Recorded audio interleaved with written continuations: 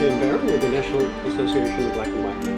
Yeah. It's been a while since I've done last podcast, but I'm working on a book. I'm writing a book about homophobia and racism, and it's about to be proofed. And in the show notes below, you ought to be able to see some reference to the galley proof, as I call it. So with that commercial, I ask you to subscribe, to like, and to comment on this podcast. We would like to get back with you on that. Today, we're going to talk about gun violence. America's regular mass shooting leads to the hand-wringing that our politics are so polarized that there's no way forward. AR-15 style rifles may be here to stay, so the most important thing we can do is modernize background checks, which have some bipartisan consensus. There is substantial progress, but we need more. The FBI's background check system stitches together 3 databases of state and federal criminal history records and other so-called hot files, set up in 1993 when gun checks were largely the province of the states.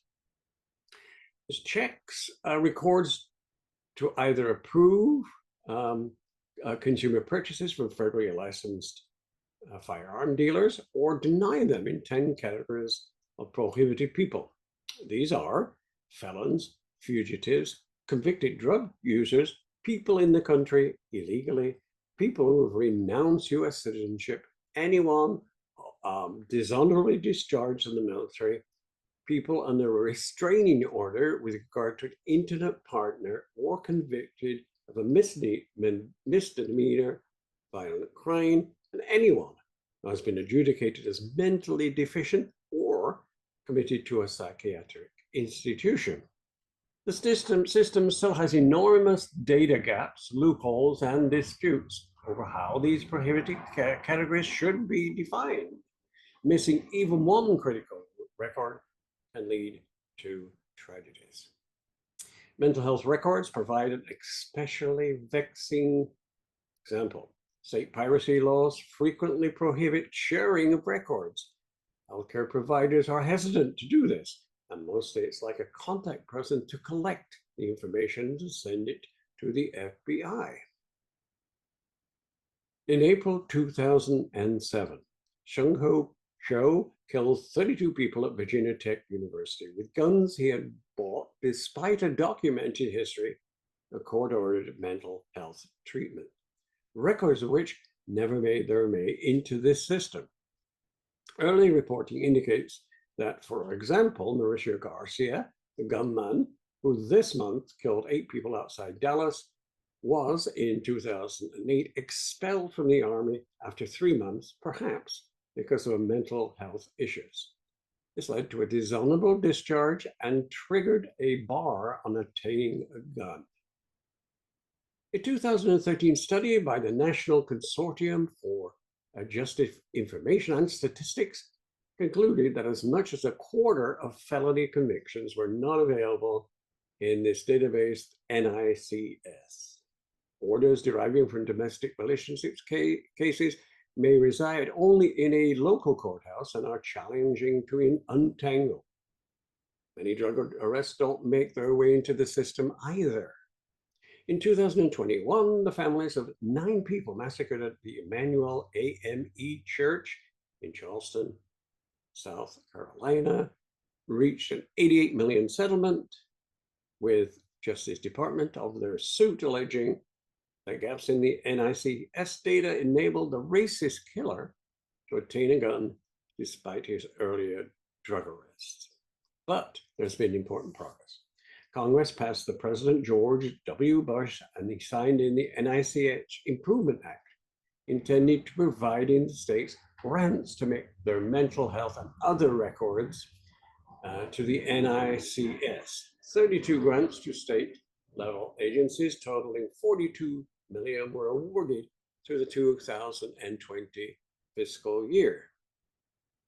In January 2016, the Department of Health and Human Services finalized rules to clarify that the Health Insurance Portability and Accountability Act of 1996, or HIPAA, was not an obstacle to the reporting of mental health records. Today, 36 states have laws requiring the reporting of mental health records to the FBI.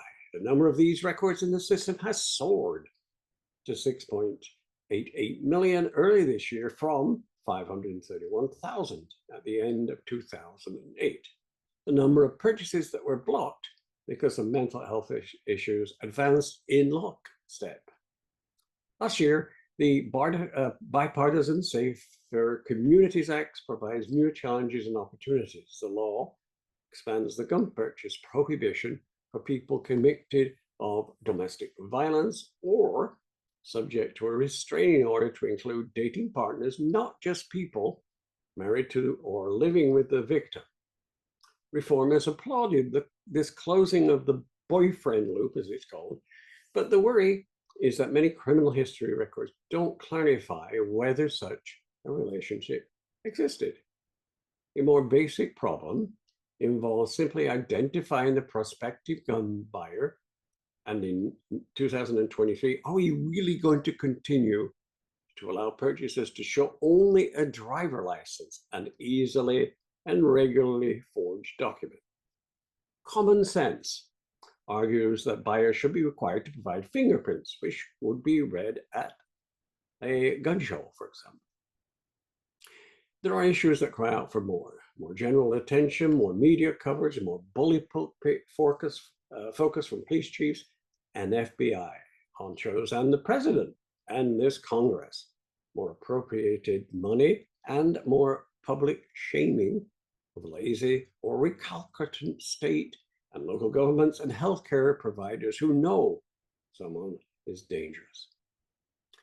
Other proposed changes could be more important. Closing the loophole exempts gun shows and provides private transactions from NICS data, and closing the so-called Charleston loophole, which forces the system to approve gun sales after 3 days, even if the investigation needs more time to unearth the relevant records, as happened in the massacre there. Fair enough, but these issues at this time are politically gridlocked. Closing background loopholes is a task within our grasp. Isn't that more important than watching helplessly as the death toll continues to grow? Source for this was Gordon Whitkin, the New York Times. And I'd like you to please get in touch with us. NABWMT at nabwmt.org. Like or comment. And we'd be more than happy to get back to you. Thank you for listening. Again, Ed Barron with the National Association of Black and White